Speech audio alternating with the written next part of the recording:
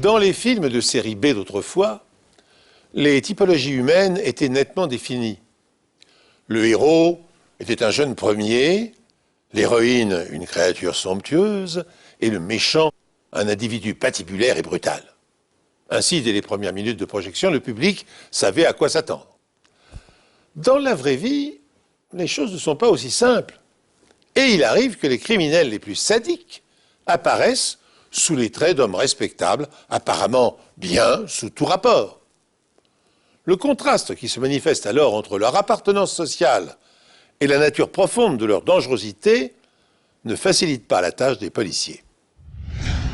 Marshallville, dans l'Ohio, est une petite communauté agricole qui compte un peu moins de 750 habitants. Dans ce genre d'endroit, tout le monde connaît tout le monde. Les gens veillent les uns sur les autres. Krista Lea Harrison est une petite fille insouciante de 11 ans qui grandit dans une ville que la plupart de ses habitants jugent à l'abri de l'insécurité des grandes villes. Krista Harrison était toujours dans le coin. Quand on jouait au softball dans le parc, avec son frère, on était dans l'équipe locale.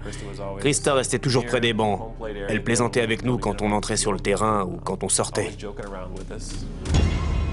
Le 17 juillet 1982, Krista et un de ses amis, un garçon qui habite à proximité, ramassent des canettes sur le terrain de softball. Le terrain se trouve juste en face de la maison de Krista, de l'autre côté de la rue. Tandis que le jeune garçon va se chercher à boire, une fourgonnette s'arrête juste à côté de Krista. Le garçon racontera aux autorités que l'homme a forcé Krista à monter dans la fourgonnette et qu'il est parti. J'étais déjà dans la police depuis 10 ans, à l'époque où c'est arrivé. Je n'avais jamais vu quelque chose comme ça. Je crois que je ne saurais même pas vous dire la dernière fois qu'un enfant a été enlevé. C'est pour ça que c'était aussi dur. Pour tout le monde. En quelques heures, la police installe des barrages routiers et lance un avis de recherche pour retrouver la fourgonnette qui, d'après les témoins, est rouge foncé ou marron, avec des vitres latérales arrière rondes et bombées. L'ami de Krista décrit le ravisseur, un homme blanc entre 25 et 35 ans, avec des cheveux noirs frisés et une moustache. Des volontaires fouillent les environs juste après l'enlèvement, sur terre, mais aussi dans les airs. Ils inspectent même les voies navigables, mais sans succès. On pensait que les ravisseurs allaient appeler pour demander une rançon aux parents. Alors on a pris des dispositions pour enregistrer les appels. On avait installé des lignes téléphoniques séparées pour que les parents n'aient pas besoin de bloquer leur téléphone en attendant l'appel des ravisseurs. Mais personne n'a jamais appelé. 6 jours plus tard, dans un champ abandonné en dehors de la ville, des chasseurs retrouvent le corps d'une petite fille en état de décomposition avancée. Le corps est partiellement enroulé dans un sac en plastique transparent. Près du corps, les enquêteurs découvrent un jean pour homme, une chemise écossaise et une paire de gants en cuir noir. À quelques kilomètres, les sauveteurs retrouvent une mèche de cheveux, une serviette de plage et un carton recouvert de sang.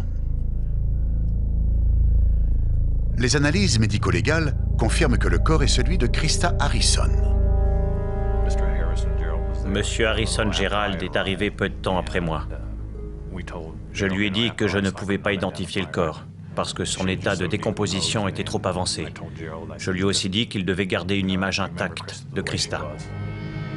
L'autopsie révèle que Krista est morte par strangulation. Elle a aussi été violée. Dans les cheveux de Krista, sur ses vêtements et sur la serviette de plage retrouvée près du corps, la police scientifique remarque d'étranges fibres oranges. J'ai vu des fibres, plusieurs fibres qui sortaient de l'ordinaire, des fibres d'une vilaine couleur orange. Jeffrey Lynn, biologiste de la police scientifique, a déjà vu ces mêmes fibres oranges. 8 mois plus tôt, des fibres similaires ont été retrouvées sur le corps de Tina Harmon, 12 ans, qui a été violée et assassinée dans une ville voisine. C'était incroyable que les fibres retrouvées sur Krista Harrison soient les mêmes que celles de Tina Harmon. Les fibres retrouvées sur son corps étaient très étranges et il y en avait beaucoup. On pensait que c'était très important, du moins c'est ce que je pensais à l'époque. Mais quand j'ai vu les mêmes sur le corps de Krista Harrison, j'ai su que c'était vraiment important. Mais il y a un problème. L'homme reconnu coupable du meurtre de Tina Harmon, Herman Ray Rucker, est en détention au moment où Christa Harrison est tuée. Rucker a été condamné à perpétuité pour ce crime. Les preuves retenues contre Rucker étaient largement circonstancielles, puisque les enquêteurs n'ont pas réussi à le relier aux fibres oranges. Les enquêteurs se demandent alors si un innocent n'aurait pas été inculpé du meurtre de Tina Harmon.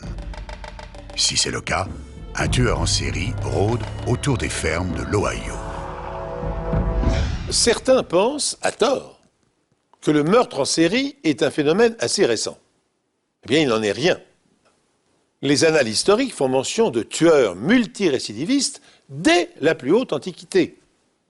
En Europe, les premiers tueurs en série connus sont apparus aussi bien dans les rangs de la noblesse que parmi les paysans. Gilles de Rais, l'homme le plus riche de France et compagnon de Jeanne d'Arc, fut pendu et brûlé vif en 1440 pour avoir assassiné des centaines d'enfants lors de rituels sataniques. Et la liste est interminable. En fait, bien que le meurtre en série ne soit pas un phénomène moderne, le nombre de tueurs et leurs victimes a en revanche dramatiquement augmenté durant le XXe siècle.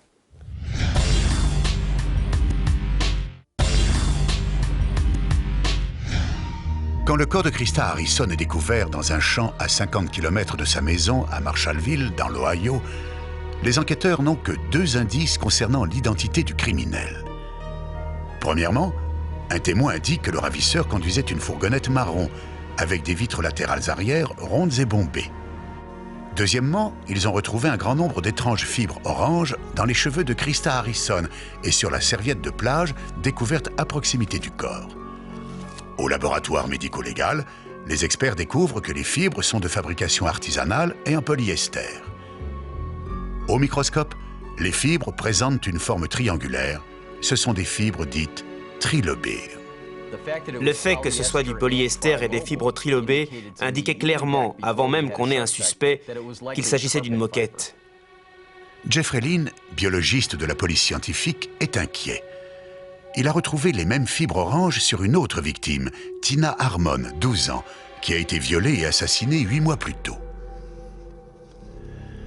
Herman Ray Rucker, ouvrier agricole saisonnier, a déjà été reconnu coupable du meurtre de Tina Harmon et purge une peine à perpétuité. Ces fibres étaient trop étranges pour être trouvées sur le corps de 2 petites filles, toutes les 2 enlevées, victimes de viol et assassinées dans le comté de Wayne.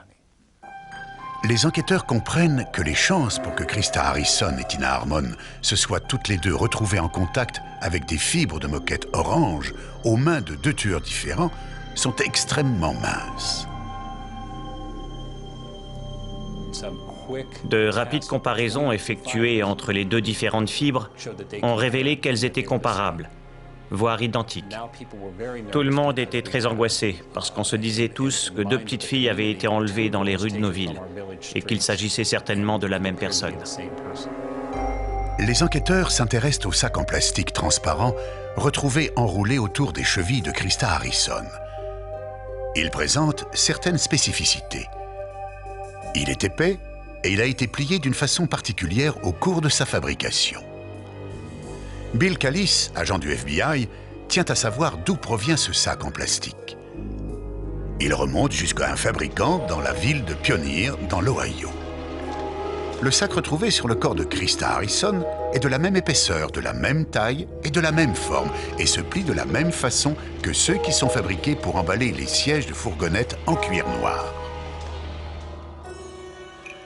Ces sièges sont vendus exclusivement par correspondance pour le compte d'une société locale.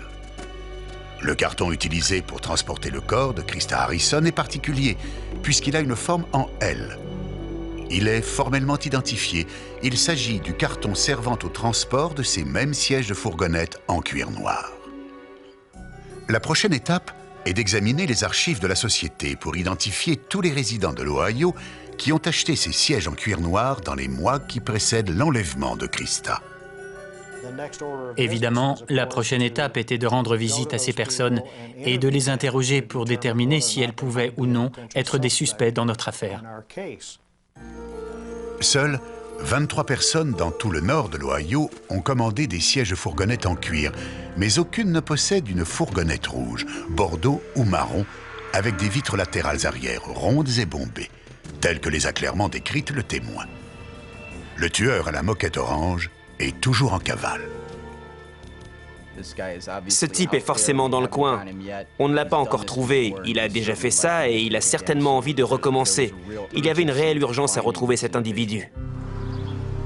La ville de Marshallville, dans l'Ohio, fait le deuil de la petite Krista Lea Harrison. La vie reprend ses droits, même si personne ne se sent plus aussi en sécurité qu'avant. Les semaines passent, puis les mois. Le premier anniversaire de la mort de Krista arrive, et il n'y a toujours aucune arrestation. À la plus grande déception des enquêteurs qui travaillent sur l'affaire, il apparaît que la piste des fibres oranges n'a mené nulle part. Les gens ont fait beaucoup plus attention à la sécurité de leurs enfants. Ils se sont mis à fermer leurs portes à clé la nuit. Les enfants étaient toujours sous la surveillance de voisins ou de parents. Les gens veillaient beaucoup plus sur leurs enfants. Le terrain de jeu est devenu un parc fantôme. Les enfants n'ont plus joué dehors pendant un bon bout de temps. Tout le monde craignait que ça ne recommence. Les enquêteurs se demandent si le meurtrier de Krista Harrison frappera encore, et si c'est le cas, où frappera-t-il? Le meurtrier de Krista Harrison va-t-il encore frapper? Les policiers l'ignorent. Tout comme ils ignorent si les meurtres perpétrés contre Krista et Tina Arnon, l'autre petite fille de 12 ans violée et assassinée, sont liés.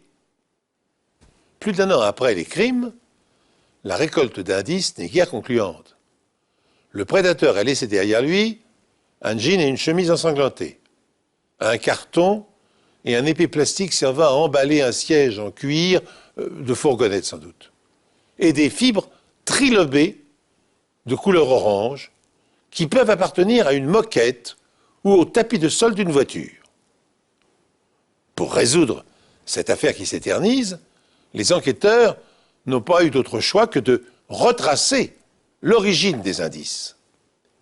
Ils l'ont fait, mais sans résultat. Et la population du village vit toujours dans la peur. Il faut attendre une année entière avant que la police ne finisse par obtenir l'information dont elle a besoin. Elle provient d'une source inattendue. À 80 km de l'endroit où Krista Harrison a été enlevée, la responsable d'une station-service des environs, une femme que nous nommerons Debbie, s'occupe de l'entretien des lieux quand elle est enlevée sous la menace d'une arme. Bougez pas, venez avec moi. Elle est conduite dans un lieu inconnu. En l'espace de plusieurs heures, sa tête est rasée. Elle est battue, violée et torturée à l'électricité.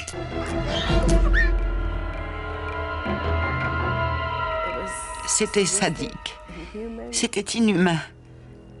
Personne ne devrait avoir le droit de se balader dans la rue après avoir fait ce qu'il m'a fait. Je n'avais que 28 ans à l'époque. Il l'a torturé, il a pris le cordon d'une lampe, il a coupé le fil, il l'a branché et il lui a envoyé des décharges dans le corps. J'ai été torturée à plusieurs reprises. Il y avait du sang partout. Et il y en avait même au plafond. J'étais dans une sorte d'entrée sur un lit. J'ai été torturée avec les 4 membres attachés. Le lendemain matin, l'agresseur de Debbie la laisse là. Elle est menottée et attachée au lit. Si t'essaies de t'enfuir, je te tue. Je dois sortir, je serai pas long. Après 12 heures de captivité, et alors même qu'elle saigne encore à cause de ses blessures, la détermination de Debbie et son envie de vivre prennent le dessus. À un moment, je me suis même dit que j'allais peut-être devoir manger mes pouces. Je voulais désespérément m'enfuir parce que je savais qu'il allait me tuer. Debbie parvient enfin à détacher l'une de ses mains, attachée par une corde. Ensuite, elle détache ses chevilles. Mais elle doit aussi libérer son autre main, qui est menottée, et pour cela, extraire sa main d'une façon atrocement douloureuse. Elle réussit miraculeusement. Elle attrape un peignoir et s'enfuit.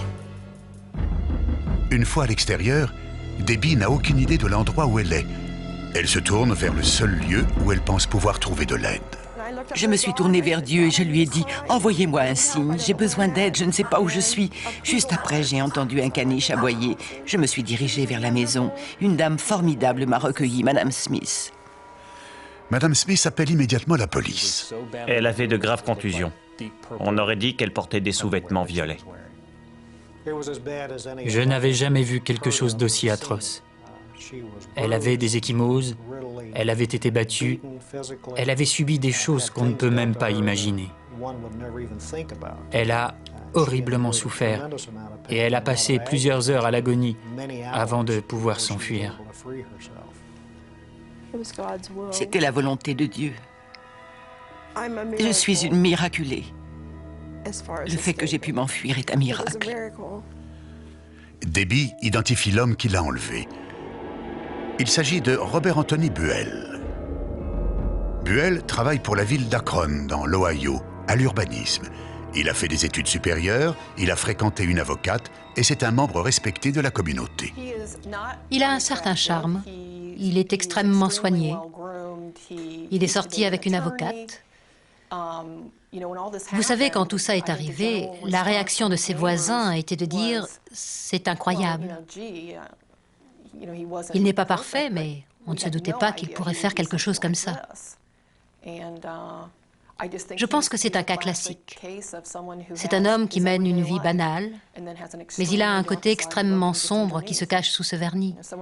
C'est quelqu'un qui, quand il rentre du travail, saute dans sa fourgonnette et va faire un tour pour essayer de trouver des petites filles qu'il pourrait enlever.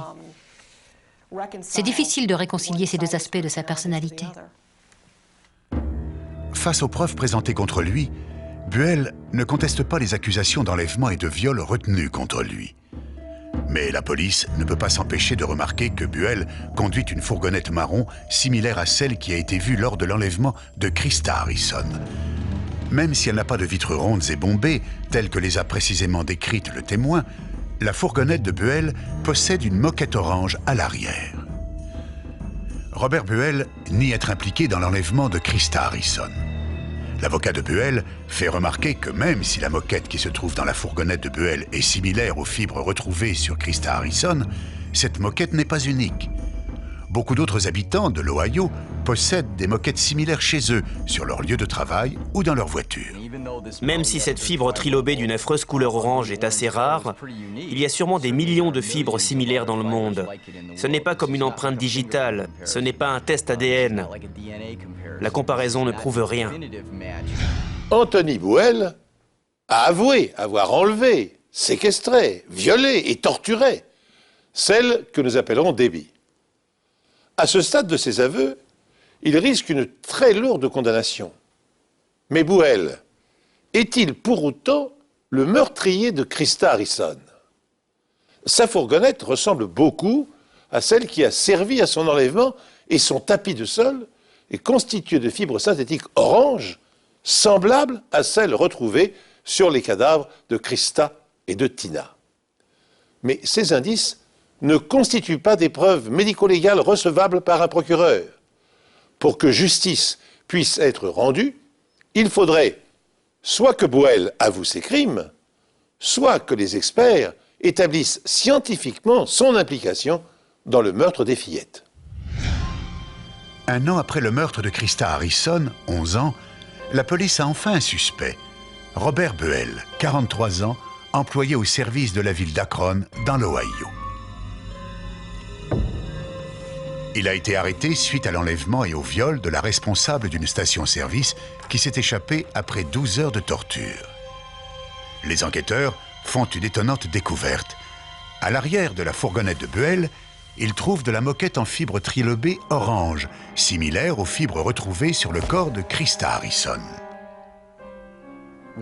On avait enfin la deuxième partie de l'équation. On avait les fibres retrouvées dans les cheveux de Christa et sur ses vêtements. On avait aussi les fibres de la couverture et on avait maintenant quelque chose avec quoi les comparer, les fibres de la fourgonnette. Pour savoir si ce type de moquette est répandu ou extrêmement rare, les enquêteurs remontent jusqu'au fabricant. La société se trouve à Canton, dans l'Ohio. Les archives de l'usine indiquent que cette moquette ne s'est pas très bien vendue à cause de sa couleur. Ils n'avaient fabriqué que 10 000 mètres carrés de cette moquette. Leurs archives indiquaient aussi que sur les 10 000 mètres carrés, seuls 70 mètres carrés avaient été envoyés dans le nord de l'Ohio. Après enquête, la police découvre que Robert Buell a acheté 2 sièges en cuir noir chez ce fabricant le 30 juin, soit 3 semaines avant le meurtre de Christa. Le sac en plastique qui recouvrait ces sièges, ainsi que le carton d'emballage, ont tous les deux été retrouvés près du corps de Christa Harrison. Robert Buell possède aussi une fourgonnette similaire à celle qui a été vue lors de l'enlèvement de Christa Harrison. Elle est similaire, mais pas identique, car la fourgonnette de Buell n'a pas de vitres latérales arrière rondes et bombées, telles que décrites par le témoin. Cependant, des voisins expliquent à la police que Buell a enlevé ces vitres rondes et bombées et les a remplacées par des vitres coulissantes rectangulaires, peu de temps après le meurtre de Christa Harrison. À l'intérieur de la maison de Robert Buell, la police retrouve d'autres preuves qui l'impliquent dans le meurtre de Christa Harrison. La police découvre que Robert Buell possède un jean dont la taille, la coupe et les usures sont parfaitement identiques au jean qui a été abandonné près du corps de Christa Harrison. 2 petites particules de peinture beige et bleue sont aussi retrouvées sur le jean abandonné. Elles correspondent aux échantillons de peinture beige et bleue prélevés sur les murs de la maison de Robert Buell. De la peinture en spray noir, rangée dans le garage de Buell, est retrouvée sur le carton d'emballage trouvé près du corps de Christa. Les procureurs pensent que Buell a conduit Christa Harrison chez lui juste après l'avoir enlevée. C'est pour cette raison que les fibres de moquette orange de la fourgonnette se sont ensuite retrouvées dans les cheveux de Christa Harrison. Après le meurtre, Buell place le corps de Christa dans le sac en plastique qui emballait ses nouveaux sièges de fourgonnette. Ensuite, il met le corps dans le carton qui a servi au transport des sièges. Buell jette le corps à 50 km de la ville, dans un champ. Un peu plus loin, il se débarrasse du jean et de la chemise qu'il portait. Des tests effectués sur les os de la victime indiquent que le corps a subi des températures extrêmement élevées pendant quelque temps, ce qui indique que le corps est resté dans le véhicule pendant plusieurs jours avant d'être abandonné dans le champ.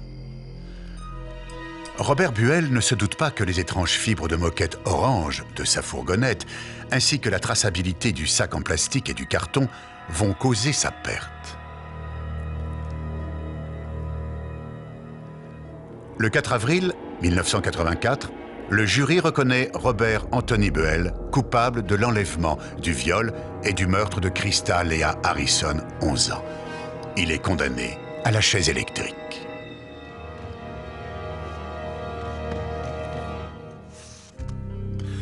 Herman Ray Rucker, l'homme reconnu coupable du meurtre de Tina Harmon, a droit à un nouveau procès puisque les mêmes fibres de moquette orange ont été découvertes sur le lieu du crime. Rucker est acquitté. Les enquêteurs pensent que Robert Buell a pu être impliqué dans le meurtre de Tina Harmon. Robert Buell nie et aucune charge n'est retenue contre lui pour ce crime. Les enquêteurs pensent que sans le courage, la détermination et l'instinct de survie de Debbie, Robert Buell aurait pu ne jamais être arrêté. Debbie pense que Buell allait la tuer à son retour, le jour où elle a été enlevée.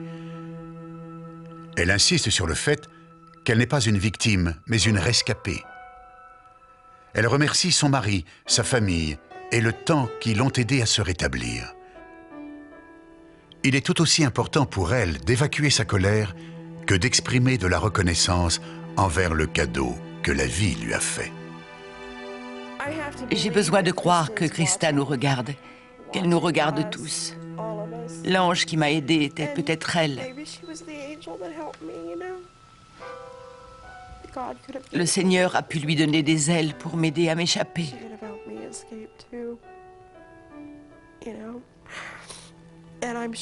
Je suis sûre qu'elle sait où est Buell.